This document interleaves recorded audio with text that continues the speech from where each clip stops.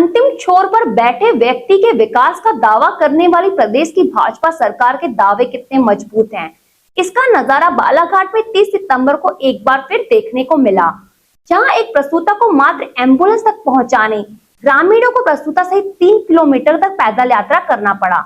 खास बात यहां है कि इस दौरान ग्रामीणों के पास ना तो स्ट्रेचर था, ना ही चारपाई। प्रसूता की जान बचाने के लिए परिजनों ने एक प्लास्टिक की कुर्सी का सहारा लिया और प्रसूता को कुर्सी पर बैठाकर 3 किलोमीटर की पैदल यात्रा की। बालाघाट के आदिवासी अंचल क्षेत्र के अंतर्गत गांगुलपारा गांव में सरकारी तंत्र पर सवाल खड़े करने वाली तस्वीर सामने आई है। दरअसल बालाघाट नगरीय क्षेत्र के समीप स्थित गांगुलपारा जलाशय अपनी मनोरम प्राकृतिक सुंदरता के लिए जाना जाता है, जिसकी सुंदरता को निहारने जिले ही नहीं अपितु अन्य राज्य से सैलानी हजारों की तादाद में बालाघाट पहुंचते हैं। वहीं गांगुलपारा जलाशय और झरने की सुंदरता को बरकरार रखने और टूरिज्म को बढ़ावा देने जिला प्रशासन के द्वारा कई तरह के प्रयास किए जा रहे हैं, लेकिन गांगुलपारा की सुंदरता के पीछे भी ऐसे कई मामले दबे हुए हैं जो कि सरकारी तंत्र के दावों पर सवाल खड़े करते हुए दिखाई देते हैं।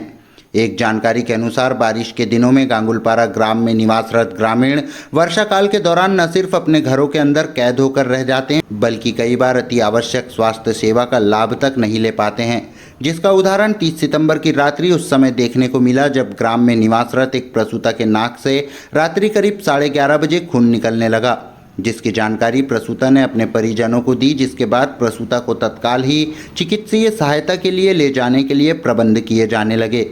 लेकिन समस्या ये थी कि रात्रि 11:30 बजे घनघोर जंगल से बिना किसी सड़क और संसाधन के प्रसूता को किस तरह चिकित्सालय पहुंचाया जाए, जिसके बाद मामले की जानकारी 108 एम्बुलेंस को दी गई, लेकिन मार्ग की स्थिति ठीक न होने के बाद एम्बुलेंस चालक के द्वारा भी ग्राम तक पहुंचने में असमर्थता जाहिर की गई, जिसके बाद प्रसूता के परिजनों और ग्रामीणों ने प्रसूता को एम्बुलेंस तक ले जाने की ठानी और एक प्लास्टिक की कुर्सी से स्ट्रेचर बनाकर महिला को कुर्सी के सहारे उबड़ खाबड़ रास्ते से घुटनों तक पानी से निकलते हुए मोबाइल की लाइट के सहारे एम्बुलेंस तक पहुंचाया गया, जिसके बाद रात्रि लगभग 2 बजे प्रसूता को जिला चिकित्सालय में लाकर भर्ती कराया गया। देख रहे हो नदी बह रही है।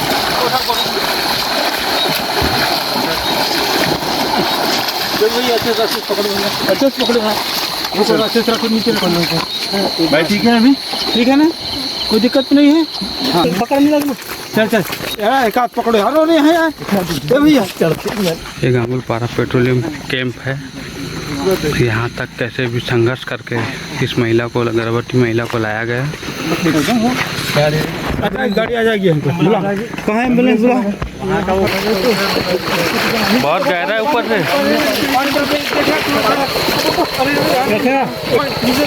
बहुत गहरा है तो, और पेड़ भी गिर चुका है यहाँ तो बड़ा रोड पे। ठीक है ठीक है, चल चल चल। गाड़ी वहाँ आ गई है क्या? 108 आ गई है। अच्छा हाँ, बता दें कि गांव से एम्बुलेंस तक पहुंचने की दूरी थोड़ी बहुत नहीं बल्कि 3 किलोमीटर की है और ऐसी कुछ मजबूरी से यहां के रहवासी हर वर्ष वर्षा के सीजन में गुजरते हैं। वहीं कई बार तो वे सही समय पर स्वास्थ्य लाभ भी नहीं दिला पाते हैं, जिसका खामियाजा भी उनको भुगतना पड़ जाता है। मामले को लेकर सरपंच प्रतिनिधि तारा कावरे ने बताया कि हर वर्ष बारिश के दिनों में इसी तरह से 2 से 3 ग्रामीणों को अपनी जान गंवानी पड़ती है। 30 सितंबर को हुई घटना यह पहली घटना नहीं है, इसके पूर्व भी कई बार इसी तरह स्वास्थ्य मामलों को लेकर ग्रामीणों को ले जाना पड़ता है। उन्होंने कहा कि बालाघाट जिला मुख्यालय से महज 15 किलोमीटर दूर गांगुलपारा ग्राम में मात्र पुल न होने की वजह से इस तरह की स्थिति निर्मित हो जाती है और ग्रामीण ग्राम में ही दम तोड़ देते हैं। यह हर वर्ष बरसात के दिनों में कम से कम 2 से 3 जाने जाती है वहाँ पे, और ये पहला घटना नहीं है जो अपन रात में जो की है, ये पहली घटना नहीं है, ऐसी कई घटनाएं हो चुकी है। तो ये मान के चलिए कि हर वर्ष 2 से 3 जाने जाना वहाँ पे तय है।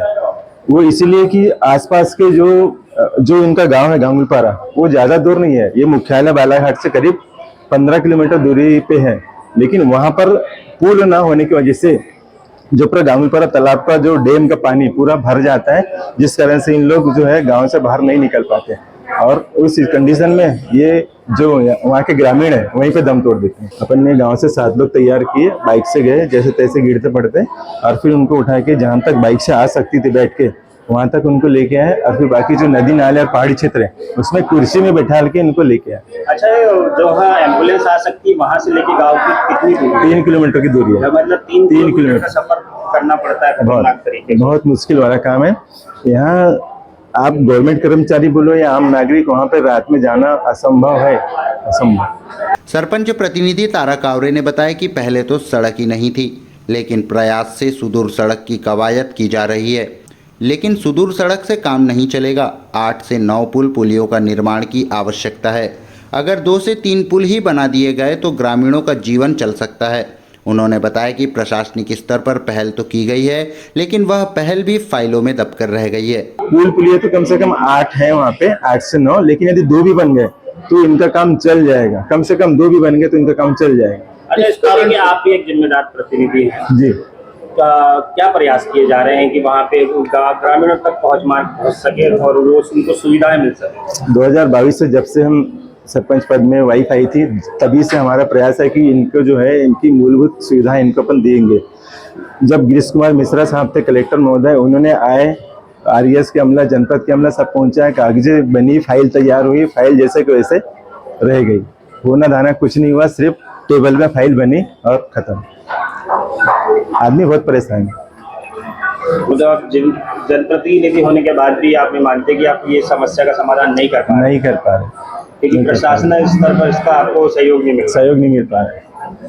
लगभग कितने परिवार वहाँ पर निवासरत करते हैं और कितने लोगों की आबादी का क्षेत्र है वो? ये 35 से 37 मकान है वहाँ पे और 150 से 160 की आबादी है और पूरे हमारे जनजाति भाई लोग हैं, गोंड। अच्छा, जैसे कि आप ही बता रहे हैं कि वर्षा के 4-5 महीने जो भी रहते हैं, ये लोग अपने घरों में कैद हो जाते हैं, तो इनके पास मूलभूत सुविधाएं कैसे पहुँच पाते हैं? बहुत मुश्किल वाला काम है भैया। ये कभी तो खाना खाते हैं या कभी तो पेज या जो मक्का है उसी का घोल बना के पी के रह जाते हैं।